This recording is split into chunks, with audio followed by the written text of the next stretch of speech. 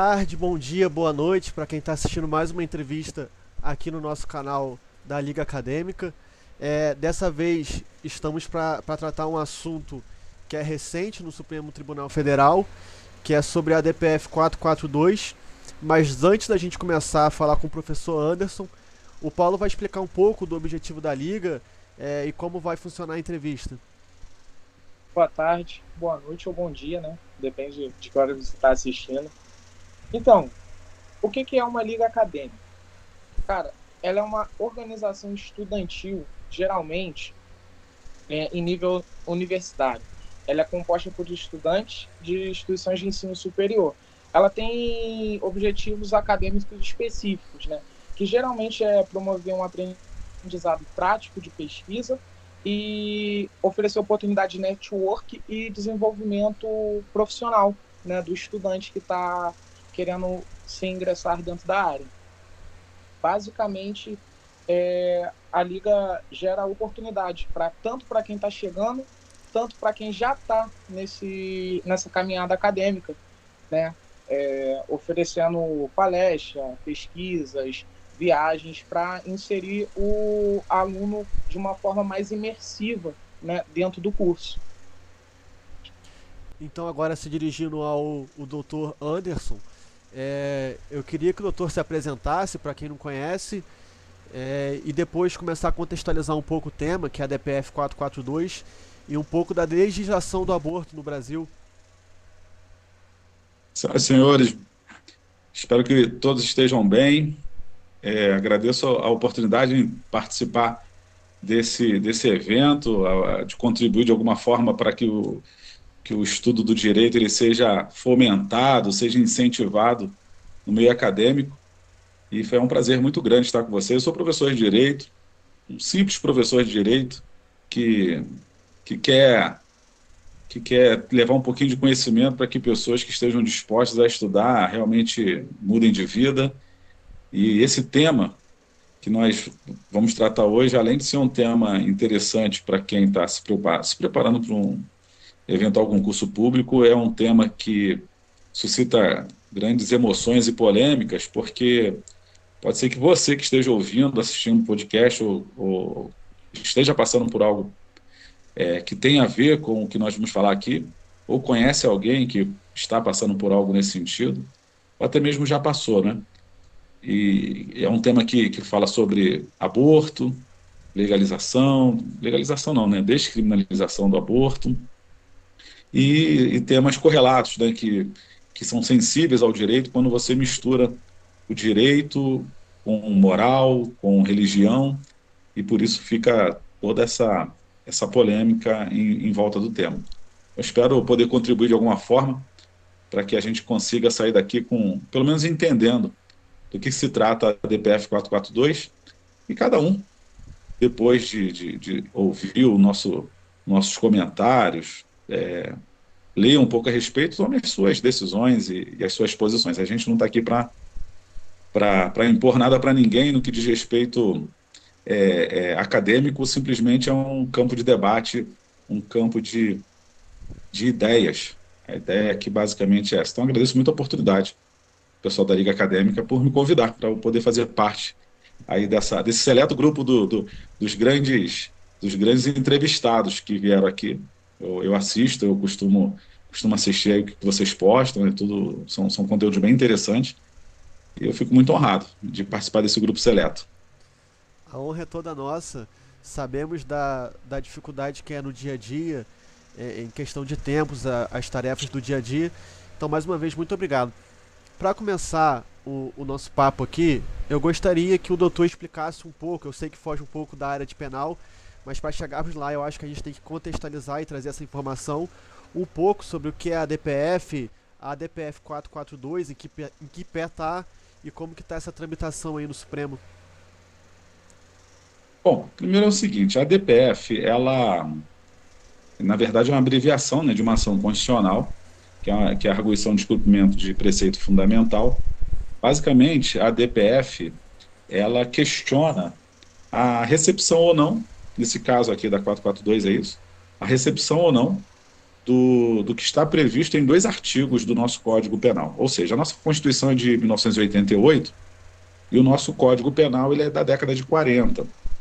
Então, quando você tem alguns institutos que são previstos, estão escritos na lei antes da Constituição de 88, que é o nosso Código Penal de 40, eles passam por esse filtro, e quem faz o filtro é o STF, esse filtro da sua, aqui no caso da sua, se é constitucional ou não, se está de acordo com a Constituição ou não, que está sendo ali objeto de julgamento, no nosso caso aqui, 2 artigos do nosso Código Penal, 124 e 126, e a questão é de recepção ou não recepção desses artigos, ou seja, se o STF declarar que esses 2 artigos eles são inconstitucionais, ele vai estabelecer alguns parâmetros para isso. Então, a primeira coisa que a gente tem que colocar na cabeça é que a gente não está tratando aqui de é constitucional ou inconstitucional. A questão aqui é de recepção ou não recepção,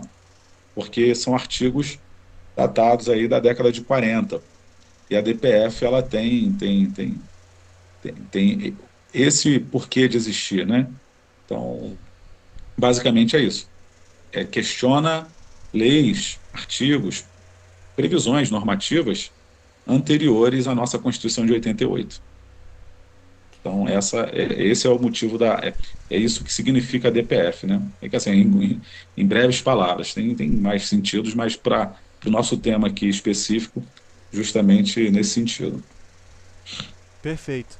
Agora, entrando um pouco no assunto da DPF 442, se eu não me engano, é um processo que tramita no STF desde 2017. Então, e teve o último andamento assim mais importante, né, que foi o voto da ministra Rosa Weber no ano passado. Então eu queria que o doutor falasse um pouco sobre isso, do objetivo da DPF, do objetivo da petição do PSOL, o partido que ajuizou a ação no STF, e atualizar um pouco mais o máximo o que temos até o momento a respeito dela. Não, primeiro ó, pode parar de me chamar de doutor, me chama de professor, tá? Me chama de professor. A gente, aqui a relação aqui é professor-aluno e não tem nada de doutor, não. Vamos lá.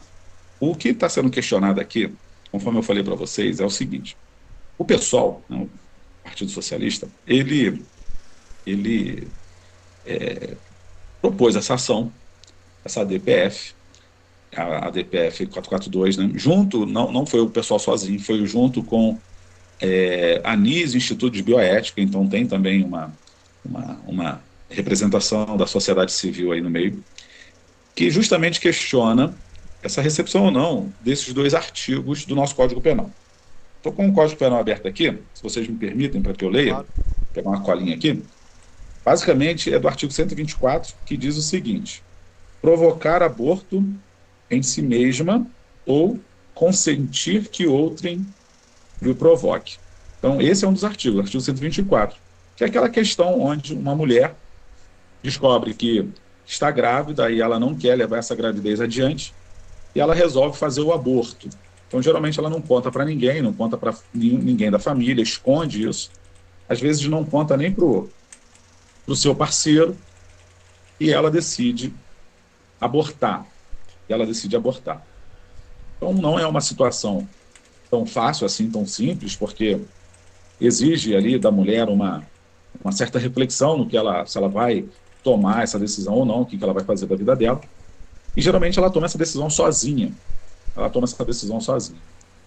Porque, na maioria dos casos, quando ela leva essa questão para uma discussão junto com o seu parceiro, o parceiro ou abandona, ou diz que não é dele, ou deixa que ela decida sozinha. Então, assim, é um ônus muito grande para a mulher quando ela está em uma situação dessa, Então, esse é o artigo 124 que está sendo questionado, e ele tem uma pena.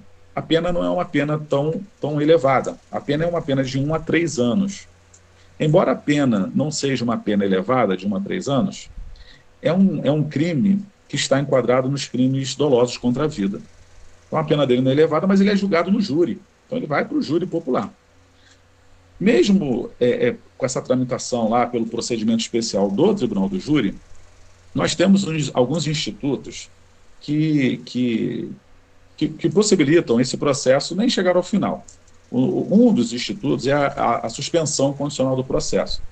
A suspensão condicional do processo está previsto no artigo 89 da Lei 9.099, que basicamente é o seguinte: fala, olha, nos crimes sem violência ou grave ameaça, quando a pena mínima é de 1 ano, que é o caso aqui, a nossa pena mínima é de 1 ano, a máxima é 3 e a mínima é 1. Esses processos poderão ficar suspensos e o juiz ele vai impor algumas medidas para aquela pessoa, cumprindo essa pessoa aquilo que foi determinado pelo juízo. Passado um tempo, esse processo ele é extinto. Então, é um processo que, embora vá para o tribunal do júri, existe a possibilidade da suspensão condicional do processo. O outro artigo que está sendo questionado é o artigo 126 do Código Penal. O 126 diz assim, ó, provocar aborto com o consentimento da gestante. Aí aqui já é a figura do médico, aquele médico que provoca o aborto, a figura de alguém da área da saúde que medica, que dá algum medicamento, que algum chá, um amigo que dá um chá, uma amiga que dá um chá, alguém que vai provocar esse aborto. Agora, cuidado, tá? Com o consentimento da gestante. Nessas duas situações, existe o consentimento da gestante. É claro que se a gestante não consentir, aí é mais grave, né? Imagina, ela não quer o aborto e vai lá alguém e realiza o aborto. Aí não, aí você tem uma pena maior, não tem nada disso do que eu estou falando aqui. As hipóteses são justamente essas duas hipóteses, onde a gestante quer realizar o aborto. No 124, ela realiza por si só. No 126, alguém realiza o aborto nela. Então, o PSOL, ele propôs essa ação por entender que o ônus recai somente sobre a mulher. Esse tema, gente, na verdade, ele já foi muito debatido. Né? Desde os anos 2000, esse tema já foi muito debatido, ficou esquecido durante um tempo, e agora voltou à tona. Por que ele foi debatido durante um tempo, ficou esquecido e voltou à tona agora? Justamente por conta das questões relacionadas à religião, à moral, não questões relacionadas ao direito. Por quê? Na verdade, quando uma mulher ela quer fazer um aborto e ela não quer cometer crime, nós temos uma previsão lá no Código Penal que é a seguinte: a mulher, nesse exemplo aí, ela pode simplesmente pegar um avião, ir para a Argentina, ir para outros países aqui da América Latina, por exemplo, que autorizam esse aborto, né? E ela faz o aborto lá, né, em um desses países, de uma forma segura, em um hospital, e depois ela volta para o Brasil. Nesse caso, ela não cometeu crime algum. Não cometeu crime algum. Por quê? Porque nós temos uma previsão no nosso ordenamento jurídico que para que uma pessoa seja considerada criminosa no nosso território, essa conduta tem que ser também considerada criminosa no território onde ela praticou aquele fato.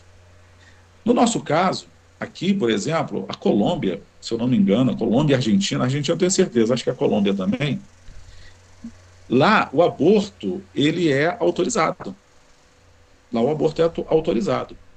Como o aborto é autorizado lá, essa conduta não seria criminosa aqui no Brasil.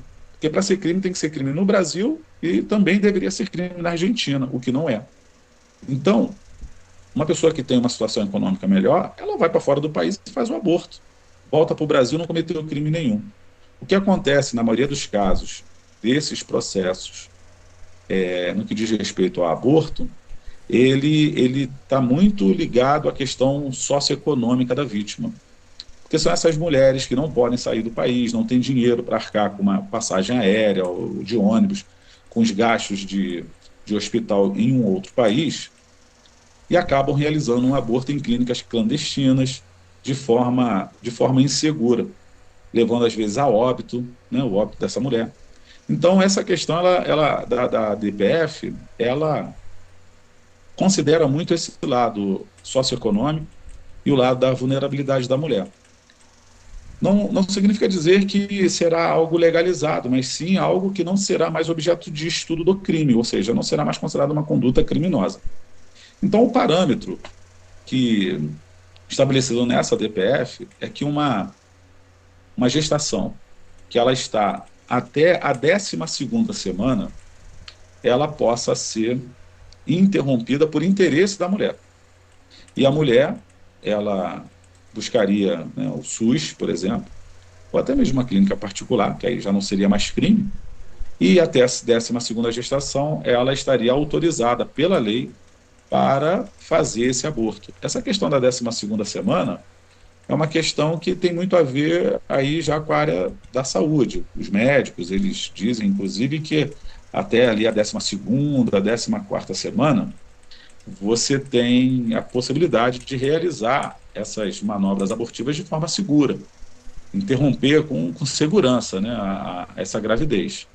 Inclusive, a OMS ela tem algumas diretrizes nesse sentido, que alguns países no mundo eles já autorizam esse aborto, e cada país tem a sua regra. Bom, aqui no Brasil a gente está discutindo sobre se for até a 12ª semana. Na Argentina, se eu não me engano, é até a 14ª semana. E na Colômbia até a 24ª semana. Então, são questões assim, aí são questões internas. A DPF, nesse ponto aqui, onde ela está, né, lá no Supremo, nós tivemos, depois de 5 anos, como você falou, em 2017, né, nós tivemos o voto da ministra Rosa Weber, que ela ia se aposentar, e ela resolveu dar o voto dela. Antes, ela fez convocou uma audiência pública. Nessa audiência pública, a sociedade civil se inscreve, né, os representantes da sociedade civil se inscrevem, os membros vão se inscrever, membros de religião, que representam os médicos, organizações sociais, tudo mais, vão se inscrever, e eles vão lá para poder se manifestar sobre o que está sendo debatido. Então, em 2018, ela trouxe esse tema, abriu para que esses representantes da sociedade civil, membros de instituições e organizações nacionais, pudessem se manifestar. Então, para que vocês tenham noção, gente, foram mais de 40 representantes da sociedade civil. Não é comum você ter tanta participação assim, não é comum. Então, como é um tema que suscita muita discussão, nós tivemos mais de 40 representantes. E aí, depois disso, ela proferiu o voto, um voto bem extenso, né? Um voto de aproximadamente 130 páginas, onde ela basicamente se manifestou a favor da descriminalização. Então, ela se manifestou a favor. Eu até separei um trecho do voto dela aqui, onde ela fala justamente sobre essa questão do ônus social que a mulher sofre no que diz respeito a essa questão da criminalização do aborto. Vou tentar achar aqui, o voto dela. Ela fala assim: os abortos inseguros e o risco aumentado da taxa de mortalidade revelam um impacto desproporcional da regra da criminalização da interrupção voluntária da gravidez. Ela faz uma balança aqui. Ela fala: olha, nós consideramos crime e muitas mulheres morrem porque vão fazer um aborto inseguro. Isso aí é justo, porque essas mulheres que correm esse risco, na maioria das vezes, em quase sua totalidade, são mulheres pobres, são mulheres humildes. Conforme eu falei, aquelas mulheres que têm uma situação econômica um pouco melhor, vai para fora do país, vai lá para a Colômbia, por exemplo, a Argentina, e faz o aborto de forma segura. Então, ela, antes de se aposentar, completar 75 anos, ela proferiu o voto, trouxe a pauta, esse tema, e agora o ministro Barroso ele pediu urgência. Então, nós teremos, provavelmente, acredito que esse ano, nós já teremos uma decisão, né, nessa DPF. Acredito que vá autorizar, né, vai ser descriminalizado sim, até a 12ª semana de gestação, e a mulher poderá ser atendida no SUS, inclusive, para realizar esse aborto. Na maioria dos casos, não tem nem cirurgia. Na maioria dos casos, é ministrado ali remédios, né, onde essa mulher ela consegue abortar de uma forma segura. A gente, nós vivemos assim uma fase atual no Brasil um pouco complicada. Por quê? Nós temos um aborto que é o aborto permitido, isso daí já tem há muito tempo, que é uma permissão do legislador que diz respeito ao aborto, quando o aborto ele é realizado em virtude, conforme a lei, né, segundo a lei, da ocorrência de um estupro. Então, a mulher foi estuprada e, em virtude desse estupro, ela acabou engravidando. A lei ela já autoriza, o Código Penal já autoriza o aborto. Né? A gente tem lá no artigo 128 duas formas aqui que não se pune o aborto. Está escrito no 128, não se pune o aborto praticado pelo médico, se não há outro meio de salvar a vida da gestante, ou seja, se a gestante está correndo risco de vida e tudo, aí ele vai optar em salvá-la e realiza o aborto, então não vai ser punido. E a outra forma é o inciso 2, quando é resultante de estupro. Diz o seguinte: se a gravidez resulta de estupro e o aborto é precedido de consentimento da gestante, ou seja, houve um estupro anterior e a gestante está consentindo, ou quando incapaz de seu representante legal, no caso dela ser menor de idade ou ter alguma incapacidade mental para entender o fato. Então, nesses casos, onde você tem a figura do estupro, imagine uma criança de 12 anos que foi estuprada, em virtude disso ficou grávida, ela tem a possibilidade, né, caso queira, de realizar o aborto de uma forma segura e legal, porque nós temos essa autorização no Código Penal. O problema qual é? O problema é que, geralmente, existe uma barreira muito grande das instituições para da efetividade, né, a essa disposição legal. Primeiro, tentaram cobrar, por exemplo, boletim de ocorrência, registro de ocorrência, tentaram impor, né, diversas barreiras e regras para a realização desse aborto. Aí veio a jurisprudência e falou: não precisa. A mulher não precisa de ter um registro de ocorrência, ela não precisa ir à delegacia. Não, ela não precisa. Basta a palavra dela, basta que ela diga que ela foi vítima de um estupro. E é claro que ela vai preencher alguma documentação, né, uns termos de compromisso no hospital e tudo mais, de veracidade daquilo que ela está falando, até mesmo para poder isentar esse médico de alguma responsabilidade futura. Mas ela não precisa, nesse caso, nem de um registro de ocorrência. Então, basta que ela procure um hospital para fazer. O problema é que o médico também não é obrigado a fazer, porque vamos supor que o médico tenha algum imperativo de consciência, ele seja de alguma religião, e ele, olha, eu não concordo e eu não vou fazer o aborto. Então, o problema maior é ela conseguir encontrar, onde ela mora, um local, né, local do SUS, um hospital público, que ela consiga realizar esse aborto. Então, não é tão simples assim, mas por conta da estrutura estatal, por conta da dificuldade das instituições em dar praticidade, né, botar na prática o que já está disposto no Código com essa autorização legal.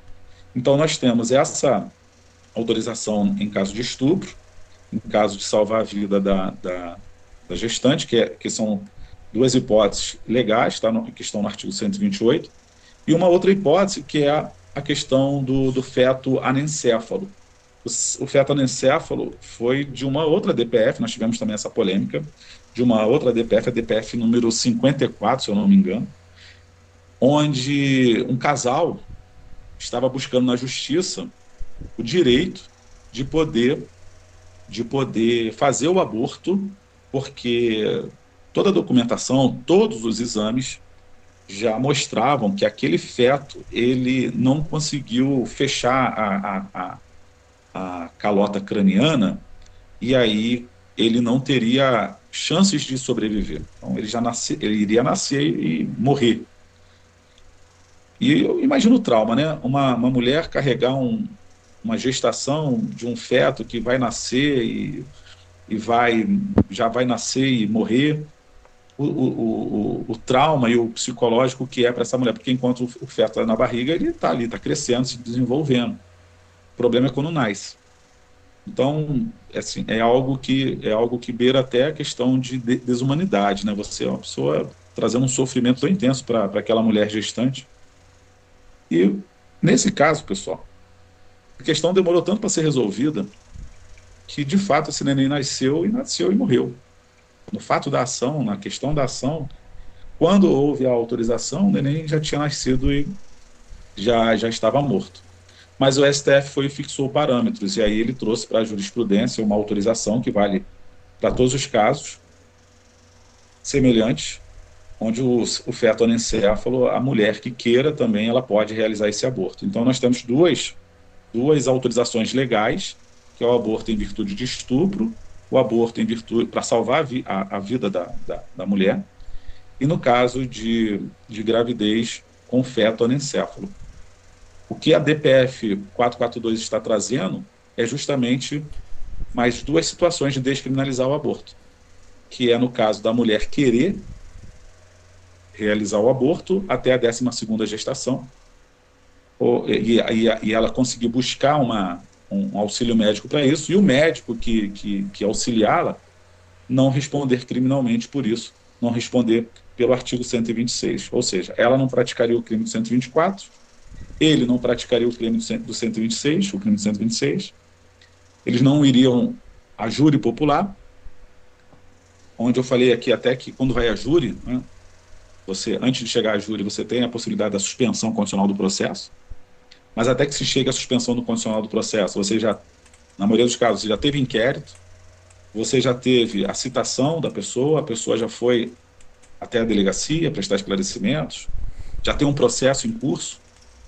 e familiares, algo que ela resolveu, a decisão que ela resolveu tomar no secreto, né, que era realizar o aborto, já veio à tona, todo mundo já sabe, e essa mulher, às vezes, passa a ser julgada pelos seus pares, pelos seus familiares, pela decisão que ela tomou, e no final de tudo, o processo é suspenso, e ela não cumpre pena nenhuma, mas a questão do vexame, ou seja, o processo criminal manuseado para trazer um vexame para aquela mulher, ele teve esse efeito.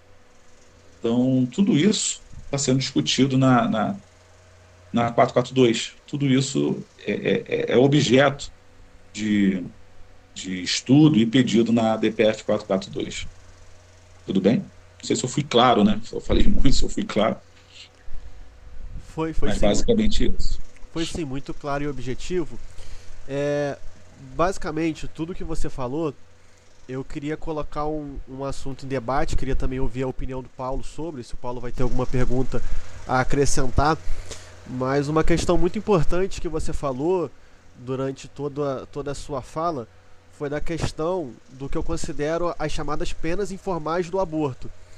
Eu não sei se foi exatamente no livro do Ferraioli que eu li algo a respeito, se foi em algum dos artigos enquanto eu estudava sobre o tema do aborto, mas acaba que com a suspensão do processo, comparado a outras penas do nosso Código Penal, as penas aplicadas são brandas. Então o que fica realmente são essas penas informais. Então eu acho que hoje um dos objetivos da descriminalização do aborto é justamente a gente trazer um pouco mais de dignidade à mulher.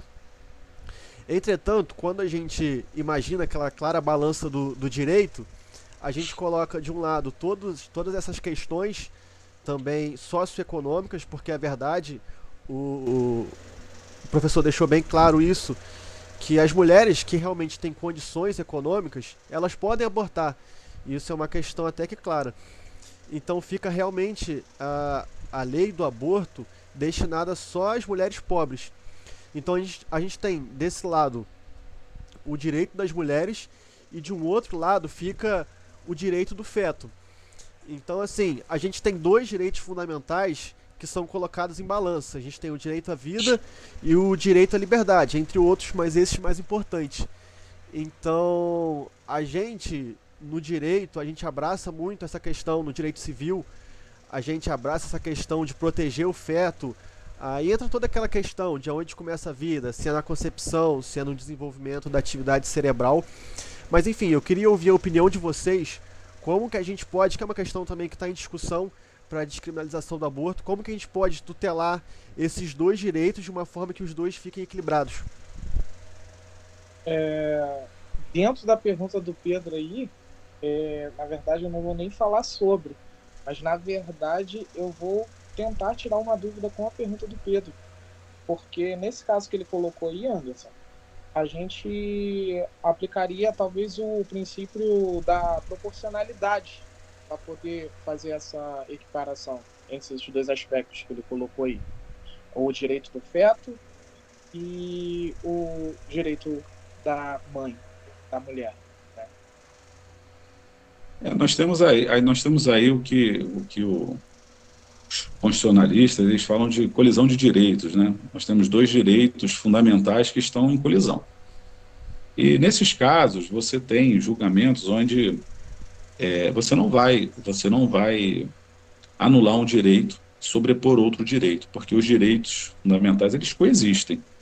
Então você continua tendo direito à liberdade, continua tendo direito à vida. O que acontece aqui é o seguinte: nós temos essa colisão de direitos, essa aparente colisão de direitos, e algo tem que ser decidido, e a Constituição ela diz que quem decide sobre isso é o STF. Existem diversas interpretações, porque quando você fala de o direito da liberdade da mulher, a liberdade da mulher de decidir sobre seu corpo. Então existem argumentos que dizem, mas porque ela teria essa liberdade antes da prática sexual, tomando remédios contraceptivos ou utilizando camisinha, por exemplo, lá. Mas é uma realidade que não é para toda a população. A gente está falando para a população que é um pouco mais esclarecida e que tem condições.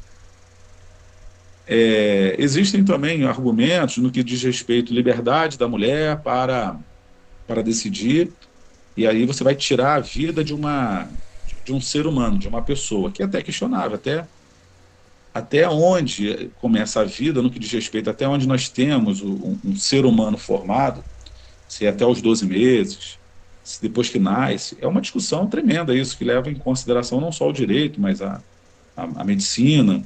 Diversos ramos da ciência estudam isso. Então, estaríamos discutindo o direito à vida se ainda não houve nascimento com vida, porque se há nascimento com vida, aí a gente não fala mais em aborto, fala em homicídio.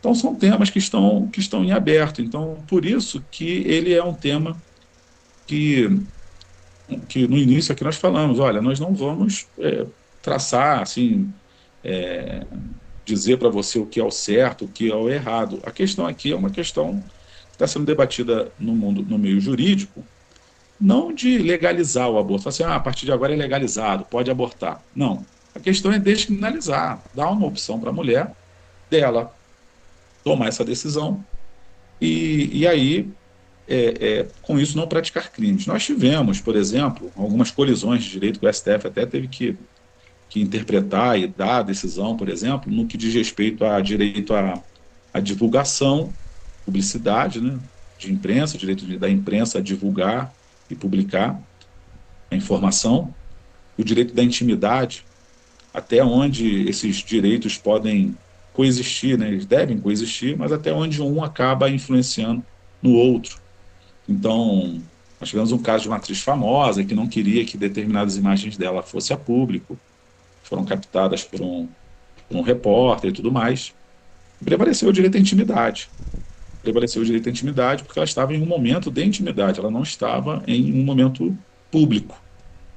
Então, o STF ele vai ter que decidir, justamente por conta dessa questão da proporcionalidade, se a questão ela acaba, se é proporcional ou não você punir uma mulher por conta desse ato, porque a própria decisão em fazer o aborto, para a mulher já é algo difícil, ela já é algo que ela já está passando por uma via cruz aí, ela já está passando por um caminho tortuoso, ela já fica com essa questão na mente dela que ela carrega para o resto da vida. Já é uma punição para essa mulher ter que tomar essa decisão. Porque se ela pudesse, tivesse condições, ela, de repente, teria a opção de ter, né, de ter levar adiante essa gravidez. E no final das contas, o que acaba assim acontecendo nas populações mais carentes, e aí as pessoas pensam até que é um discurso sexista e tudo mais, mas a realidade que nós vimos no Brasil é que você tem crianças que nascem em locais assim com um grau de pobreza tão grande que ficam desnutridas e acabam morrendo, porque o próprio Estado não consegue dar um amparo para essas crianças. A questão aqui não é falar assim, não, vamos autorizar o aborto para que não aconteça isso no futuro. Não, a questão não é essa. A questão é dar uma opção para essa mulher que às vezes já está sem opção para fazer. Como é que eu vou sobreviver tendo uma criança? Eu não vou ter como sobreviver tendo uma criança.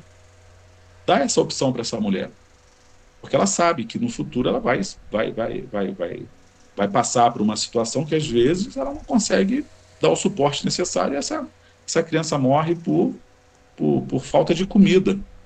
É mais trágico do que você autorizar um aborto. Concordam comigo?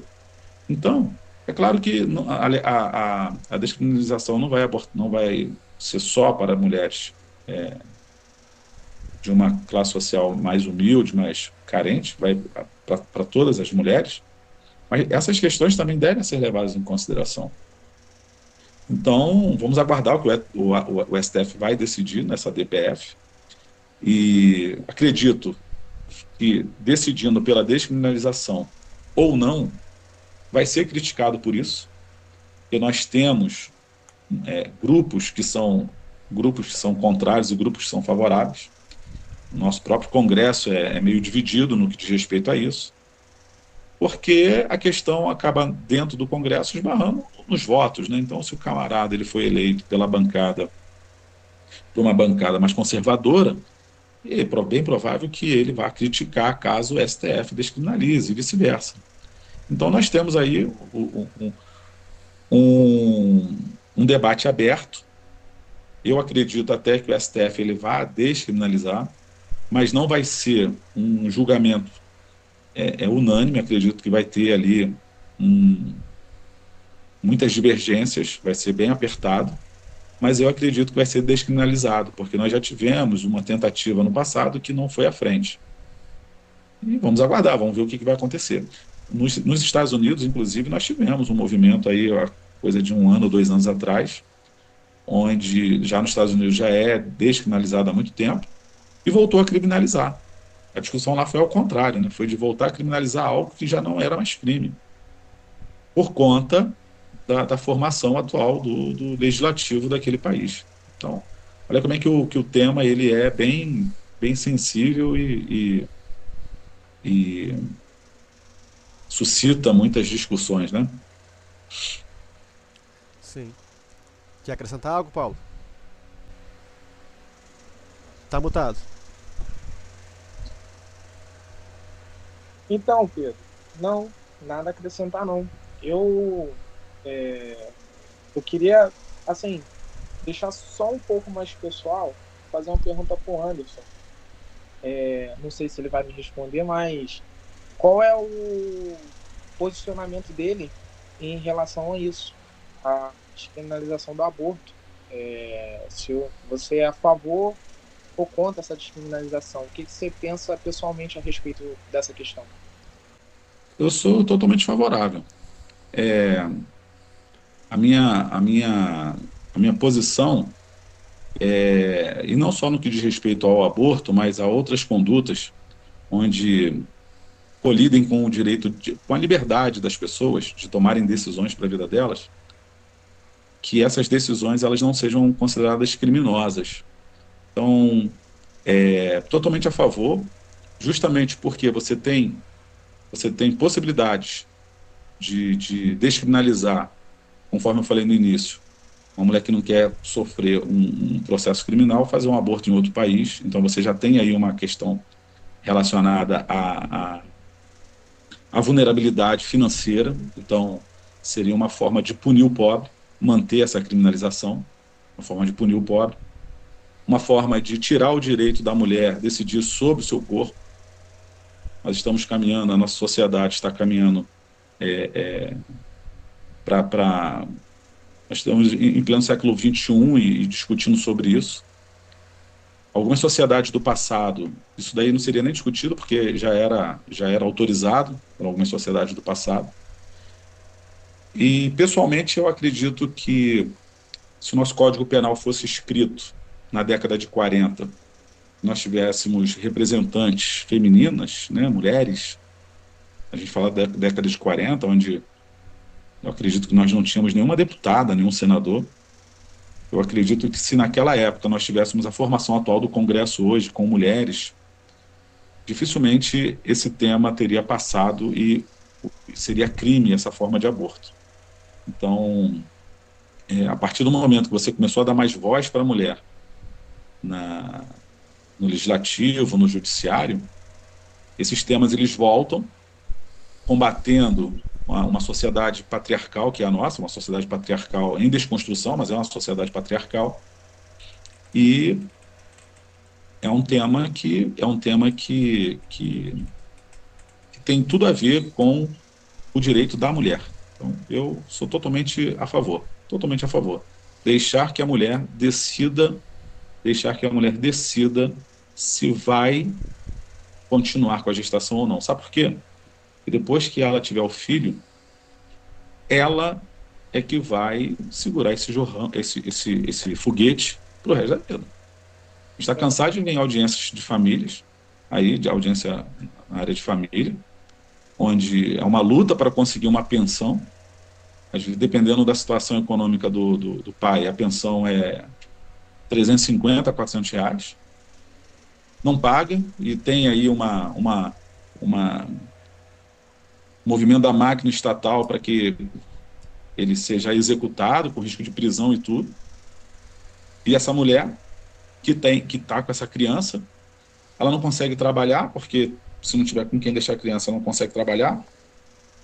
Como é que sustenta uma criança com 350, 400 reais? Se ela não tiver um apoio de familiares, olha a vida, né? A vida dessa mulher, como é que não vai ser. Eu não estou falando nem da possibilidade dela seguir a vida dela, arranjar um novo relacionamento, que também dificulta ela com uma criança pequena, encontrar um novo parceiro, ter um novo relacionamento. Enquanto isso, para o homem é muito cômodo, é muito fácil. Então, você ameaçar essa mulher falando, olha, se você tirar é crime, é muito pesado. Porque já será muito pesado caso ela não tenha esse apoio lá na frente do homem, caso ela não tenha um apoio de familiares, e ela vai sofrer as consequências por isso aí pro resto da vida. Então, eu sou totalmente a favor. Para que a mulher decida, ela tenha a liberdade, o direito de decidir sobre a gestação. Como você bem colocou aí, né? Isso é um aspecto da vida que abrange todos os aspectos sociais, né? Tanto a saúde quanto a vida social daquela mulher, né? Então, assim, eu acredito que a gente como sociedade, né, a sociedade brasileira principalmente, a gente está caminhando para um lugar mais justo, igualitário, né? As lutas das classes e das minorias estão sendo ouvidas, né? E eu acredito que a tendência é realmente a gente caminhar para um caminho melhor nesse aspecto. Perfeito. Concordo. Então, antes de encaminharmos o nosso papo para o final, eu não sei como é que tá o horário do senhor aí. Se você achar que tá ficando tarde, só falar com a gente que a gente encerra. Tá? À vontade. Mas é importante destacar que o nosso Código Penal ele foi feito em uma época de ditadura militar. Então, uma época em que as mulheres eram vistas como objetos, como propriedade de seus maridos. E destacar também que o tema aborto, nessa época em si, assim como o senhor destacou na sua fala, que eu também não tenho dados oficiais, mas acredito que não tínhamos deputadas, senadores, mulheres que representavam os seus interesses. Então, tínhamos uma ditadura militar em que as regras eram vistas somente para os homens, não para as mulheres, para em questão de saúde, economia. Mas enfim, trazendo mais para os dias atuais, sabemos que principalmente quando se trata de leis penais, aplicação, processo, que a realidade é uma coisa e a lei é outra. Então, temos, por exemplo, mulheres que têm condições legais permitidas de abortar, mas enfrentam dificuldades quando realmente precisam exercer o seu direito. Ou também, foi até uma indicação sua, o podcast do caso das 10.000, né? Que a gente teve juiz aplicando uma pena alternativa, né? Que foi querer colocar uma mulher para prestar serviço comunitário em uma creche. Então, enfim, hoje a gente enfrenta esses problemas. Caso descriminalizado pelo STF, como o senhor acha que seria essa aplicação da lei na prática, por juízes, advogados, profissionais da saúde, etc? Então, o nosso Código Penal ele surge no Estado Novo, né? Estado Novo ali, um período entre guerras, onde o Brasil até decidiu entrar na guerra, e o nosso Código Penal ele nasce nesse tormento, onde realmente as mulheres não tinham voz mesmo. Com respeito à decisão do STF, né, aí é uma questão de prognose, né? Vamos fazer uma prognose aqui, pensando para o futuro. Claro que a gente não tem bola de cristal, mas pelo que a gente está acostumado a ver, uma coisa é papel, outra coisa é a prática. Por quê? Nós já temos uma autorização legal da realização do aborto em virtude do estupro, que as mulheres elas já encontram uma dificuldade tremenda para conseguir realizar esse aborto legal. Então, junto com a decisão do STF, eu espero até que ele imponha alguns parâmetros para que o SUS ele seja obrigado a criar uma estrutura melhor, fazer campanhas de informação, publicidade, igual nós não temos aí a campanha do cigarro, para pessoas não fumarem, o que vem lá, foto lá do camarada bem ruinzinho lá nos maços de cigarro, na televisão, ou seja, campanhas informativas, uma estrutura melhor do SUS, para que realmente nós venhamos a dar efetividade ao que será decidido. Porque senão nós continuaremos com o mesmo problema. Ou seja, instituições, pessoas se negando a fazer, e aqueles que fazem superlotados, né?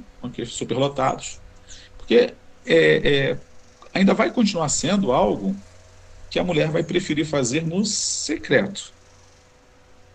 Pega um exemplo de Lei Maria da Penha, uma mulher que é agredida, ela não quer que isso seja divulgado, ela tem vergonha disso.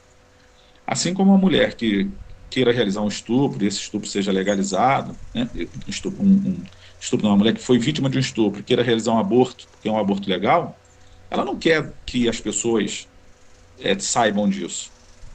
Então, às vezes, é muito comum a mulher sair de um estado ou de um município para outro mais distante, onde ela não é conhecida.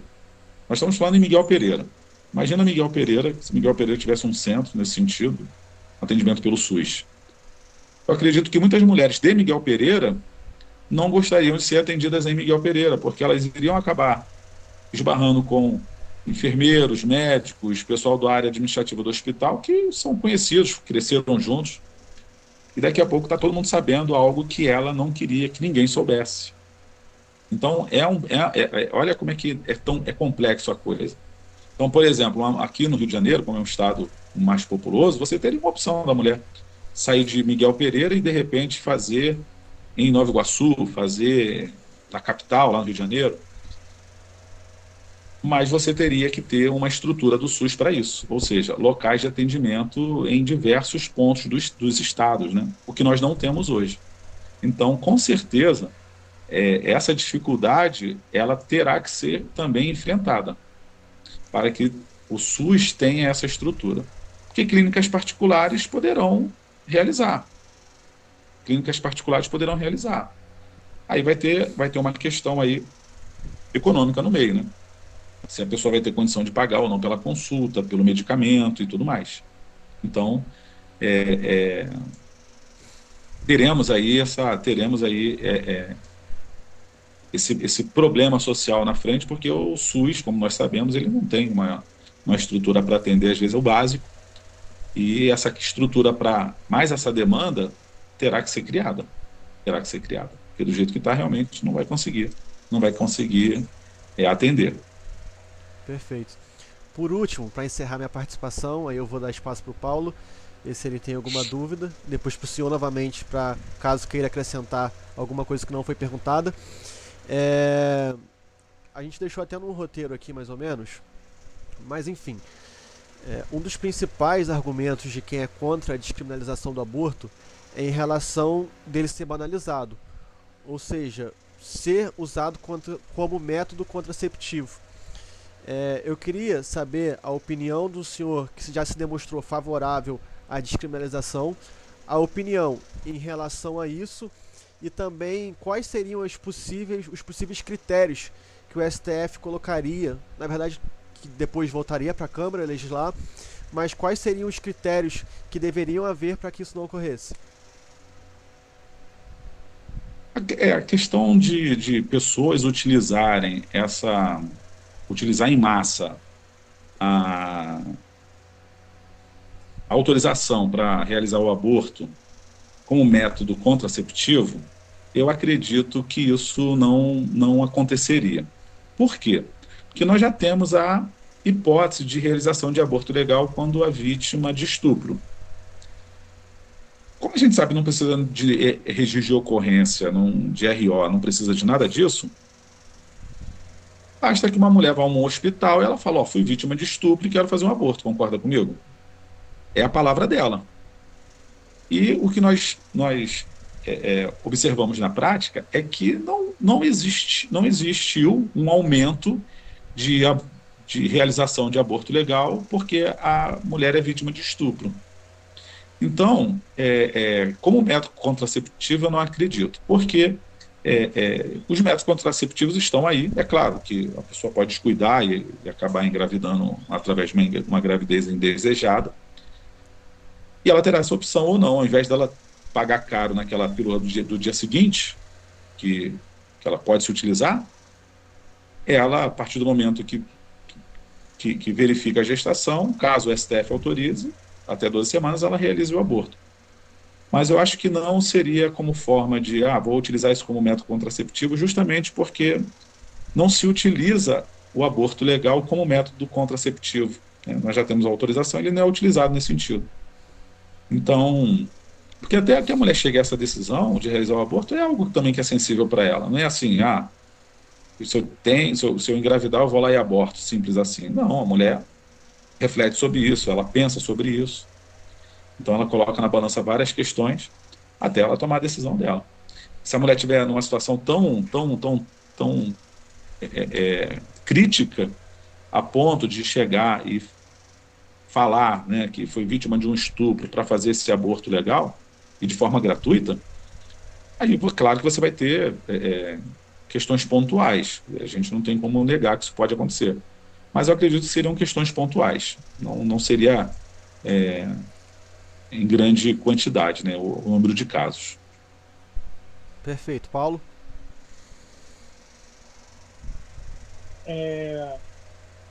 Então, como o senhor já colocou aí, né, as dificuldades, né, que vai ter, caso seja descriminalizado, de implementação, né, e as dificuldades que já tem tendo em torno de toda essa demanda, né, desde que foi proposta a descriminalização. As disputas entre os direitos, as divergências morais religiosas, a interpretação constitucional e, caso seja aprovado, esse impacto na legislação e nas políticas públicas, como que o senhor acha que Eita.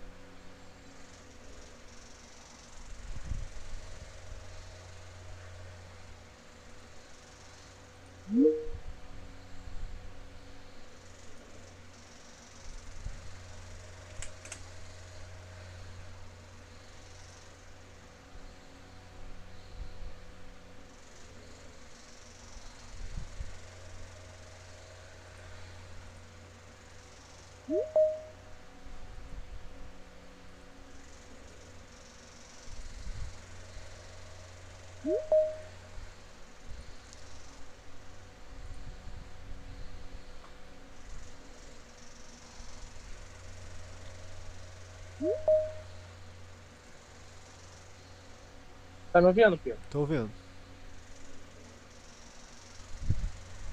Eu faço o quê? Eu recorro, Pera aí, antes da você gente vai voltar, cortar. só deixa eu acertar aqui. Tá. Só inverteu a gente de lado, mas tudo bem. Pode continuar. Tranquilo. Eu vou. Então, eu vou perguntar de novo aqui. Deixa eu só. Tá gravado, se conseguir, se quiser só continuar da parte que parou. Então, na verdade, Anderson, o que eu quero saber a respeito desses desafios, as controvérsias, né, que está por trás ali da ADPF 442, como que esses desafios têm sido abordados pelo sistema legal? Pode falar. O nosso sistema legal vigente, né, que nós temos até hoje, é que é crime, né? É crime a mulher abortar, se não for vítima de estupro, se não for para salvar a vida dela. O médico, o caso, vai responder. Se não for para criança anencéfalo, feto anencéfalo, é crime. E ela vai passar por toda a consequência processual penal em virtude disso. Então, esse é o arcabouço que nós temos. Caso a DPF 442 ela surta efeito, essas duas hipóteses de 124 e 126, elas irão deixar de existir. Elas irão deixar de existir. E processos que estão em curso, pessoas que estão cumprindo pena, esses processos seriam extintos e as imposições, as sanções impostas às pessoas que praticaram ali as condutas descritas no 124 e no 126, elas deixariam de existir, né? Então, preso a pessoa dificilmente ficaria, né? Não é um crime que a pessoa de fato ficaria preso, mas teria algumas sanções, né? Algumas limitações. E elas deixariam de existir caso o STF entenda pela não recepção desses dois artigos. Esse aí é o contorno legal, né, do atual estado da arte. Perfeito. Anderson, quer acrescentar algo? Não, acho que a gente já falou até muito, né? Realmente, ficou a entrevista mais longa aqui do canal, a gente vai editar. Então, em nome de toda a Liga Acadêmica aqui de Miguel Pereira, a gente quer te agradecer muito.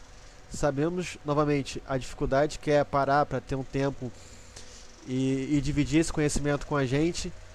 Não só com a gente da Liga, mas com o nosso público, estudantes de Direito, que deixou de ser uma bolha aqui de Miguel Pereira, mas virou de todo o Brasil. Então, novamente, eu quero te agradecer, novamente dizer do prestígio que você tem para todos os alunos, tanto aqui da Faculdade de Miguel Pereira, quanto os nossos seguidores, e acredito que você vai conquistar mais um público com essa entrevista. Então é isso, muito obrigado. Paulo, quer acrescentar? Anderson, obrigado pela a oportunidade, né, de estar aqui conversando, trocando essa ideia com o senhor, e falar que você é um monstro, porque tudo que você foi falando aí, eu fui acompanhando na pauta, que a gente foi separando, para ir te perguntando, você veio respondendo todas as perguntas, mesmo antes da gente Verdade. de verbalizar, eu falei, que aí eu até encontrei uma certa dificuldade aqui para poder falar com o senhor, porque isso foi bem objetivo, né? Então, assim, obrigado mesmo por essa oportunidade.